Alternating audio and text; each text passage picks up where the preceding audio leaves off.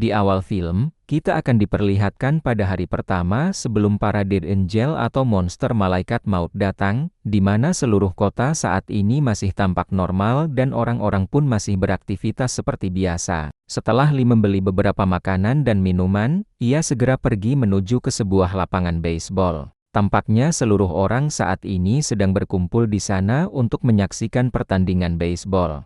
Awalnya, pertandingan baseball itu berjalan seperti biasa tanpa ada kendala sama sekali, hingga ketika Marcus hendak memukul bola, tiba-tiba saja semua orang dikejutkan dengan penampakan meteor yang jatuh dari atas langit.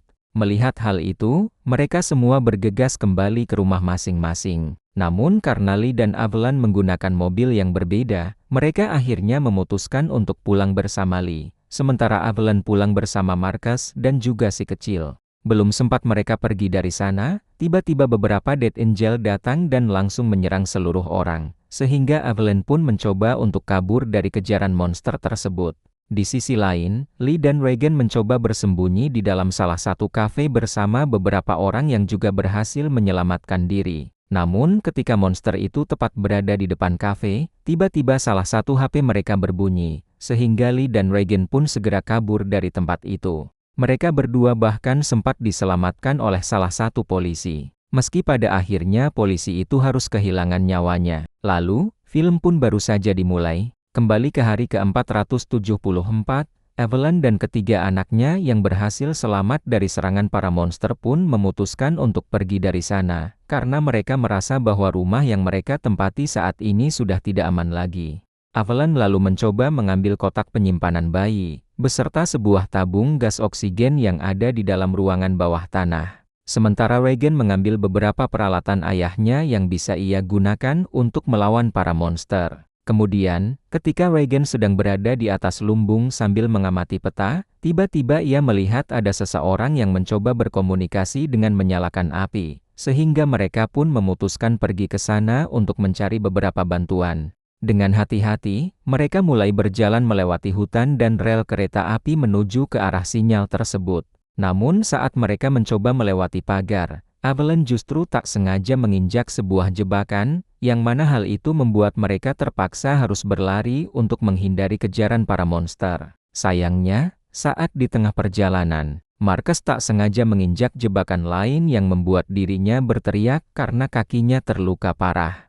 Sehingga Avalon dan Regan tak punya pilihan lain selain melawan para monster yang sedang mengejar mereka. Lalu, ketika Avalon dan yang lain mencoba bersembunyi di dalam sebuah bangunan, tiba-tiba mereka diselamatkan oleh seorang pria misterius yang selama ini selalu mengamati mereka dari kejauhan dengan menggunakan sniper miliknya. Meski sempat dikejar-kejar oleh salah satu monster, mereka akhirnya berhasil masuk ke dalam sebuah tungku pembakaran yang merupakan tempat persembunyian milik si pria misterius itu. Di sana, si pria itu menyuruh Avalon dan yang lain untuk segera kembali ke tempat tinggal mereka yang sebelumnya, karena ia tak memiliki persediaan makanan dan juga minuman yang cukup untuk mereka semua. Tanpa disadari, ternyata si pria misterius itu merupakan pria bernama Ahmed, yaitu salah satu teman baik Lee, yang dulu pernah datang untuk menyaksikan pertandingan baseball bersama keluarganya. Ahmed yang menyadari bahwa Avalon memiliki seorang bayi pun akhirnya terpaksa membantu mereka, karena ia bukanlah seorang pria jahat yang tega meninggalkan keluarga temannya yang sedang kesulitan begitu saja.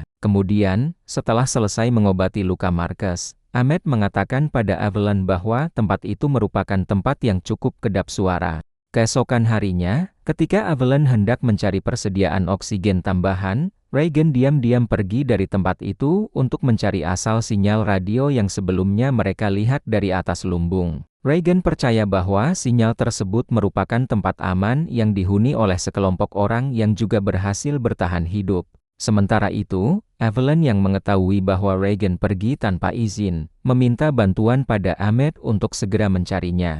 Di sisi lain, Regan yang saat itu sedang mengikuti rel kereta api, akhirnya tiba di sebuah stasiun yang sudah terbengkalai selama 1 tahun. Dan saat ia melihat sebuah kereta, Regan pun mencoba memasukinya untuk mencari tahu apa yang terjadi di sana. Regan lalu menyadari bahwa kereta itu ternyata telah diserang oleh para Dead Angel hingga mengalami kerusakan yang sangat parah. Ketika Regan melihat ada sebuah kotak obat, ia pun mencoba mengambilnya. Namun sayangnya ia justru terkejut.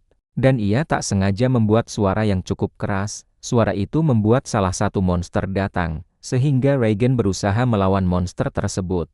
Tetapi saat ia gagal membunuh monster itu, tiba-tiba Ahmed datang menyelamatkannya dan langsung membawa Regan pergi dari sana. Setelah berhasil bersembunyi di salah satu ruangan kontrol, Ahmed mengatakan pada Regan bahwa ia akan membawanya kembali ke rumah. Namun Regan justru membantah dengan mengatakan bahwa mereka sudah tidak memiliki rumah yang bisa ditinggali lagi. Satu-satunya hal yang bisa ia lakukan saat ini, yaitu mencari tahu apa yang ada di balik pulau tersebut, sambil berharap bahwa di sana masih ada seseorang yang bisa menyelamatkan mereka semua. Singkat cerita, ketika Regan terbangun dari tidurnya, ia menyadari bahwa Ahmed sudah tidak ada lagi di sana. Bahkan ia juga membawa alat pengeras suara yang biasa Regan gunakan untuk melawan monster Dead Angel. Tapi ternyata Ahmed bukanlah kembali ke tempat persembunyian, melainkan ia mencoba mencari sebuah perahu agar mereka berdua bisa pergi ke pulau itu bersama-sama. Di sisi lain, saat Avalon sedang menghibur bayinya,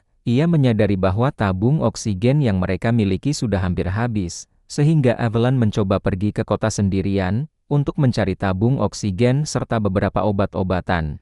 Melihat ibunya hendak pergi, Marcus berusaha menghentikannya karena ia takut jika para Dead Angel itu datang menyerang, sehingga Avalon pun berusaha menenangkan putranya itu, sambil mengatakan bahwa Marcus harus bisa menjaga diri. Jika Avalon tak mencari obat untuk Marcus, ia takut Marcus akan terserang penyakit seperti yang terjadi pada istri Amer, dan pada akhirnya Marcus pun membiarkan ibunya pergi ke kota sendirian.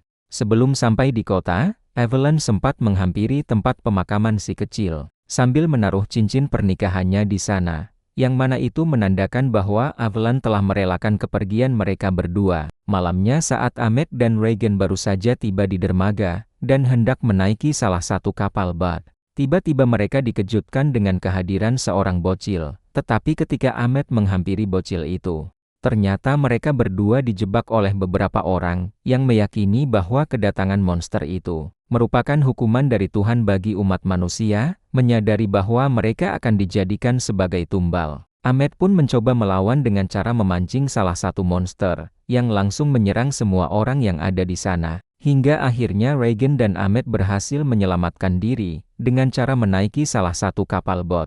Sementara itu di dalam tempat persembunyian, Marcus yang penasaran mencoba berkeliling untuk mencari beberapa benda yang bisa ia gunakan, tetapi tanpa disadari ia justru terkejut ketika ia menemukan tubuh istri Ahmed.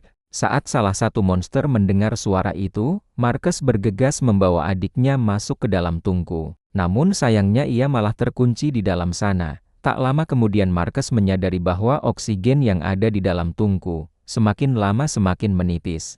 Di sisi lain setelah Avalon kembali, Avalon menyadari bahwa ada salah satu monster yang berhasil masuk ke dalam tempat persembunyian. Sehingga ia pun mencoba memancing monster itu keluar, dan meledakannya dengan menggunakan salah satu tabung oksigen yang ia bawa. Meski monster itu kebal terhadap api, Avalon ternyata sengaja membuat kebakaran, agar alat pemadam otomatisnya menyala, sehingga ia bisa menyamarkan suaranya. Dan pada akhirnya ia berhasil masuk ke dalam tungku, sambil membawa tabung oksigen miliknya. Sementara itu ketika Regan dan Ahmed tiba di pulau, betapa terkejutnya mereka saat mereka tahu bahwa ternyata semua orang yang ada di sana berhasil bertahan hidup tanpa harus bersembunyi dari kejaran para monster. Kemudian salah seorang ketua RT, sebut saja Mbak P ini, mengatakan pada Ahmed bahwa ia sengaja memutar lagu berjudul Di Balik Laut itu, agar seseorang tahu bahwa mereka berhasil menyelamatkan diri di pulau tersebut. Mbak P menceritakan saat hari pertama monster itu mulai menginvasi bumi, beberapa orang menyadari bahwa monster itu ternyata tak bisa berenang, sehingga para pemerintah menyuruh mereka untuk pergi menyelamatkan diri ke pulau-pulau terdekat. Sayangnya dari 12 kapal yang ada di dermaga, hanya 2 kapal yang berhasil selamat karena ketika monster itu menyerang, orang-orang justru saling mendorong satu sama lain, hingga membuat mereka gagal menyelamatkan diri. Paginya Ahmed mencoba meminta maaf pada Regan, karena sebelumnya ia tak mau mempercayai apa yang dikatakan oleh Regan tentang lagu Di Balik Laut itu. Bahkan ia juga menyesal dengan dirinya sendiri, karena jika ia mau lebih berusaha lagi, Ia pasti bisa menyelamatkan istrinya. Lalu ketika Ahmed sedang melihat ke arah pantai, ia menyadari bahwa kapal yang sebelumnya dinaiki oleh monster Dead Angel itu juga tiba di pulau tersebut. Tetapi saat ia mencoba memperingatkan para warga, ia justru terlambat.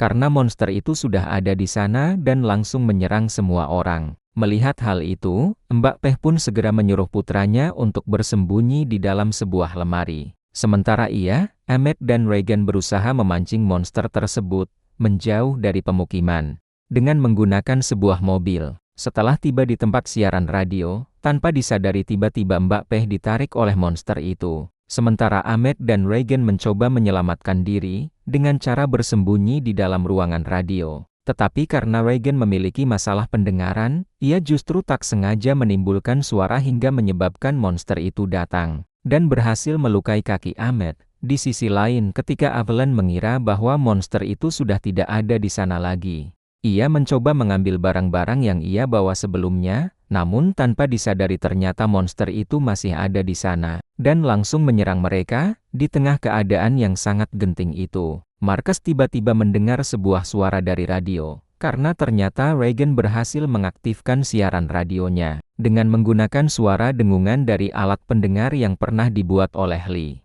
Regan dan Marcus berusaha memberanikan diri untuk melawan monster tersebut, hingga akhirnya mereka berdua berhasil membunuh monster itu secara bersamaan. Lalu film pun tamat.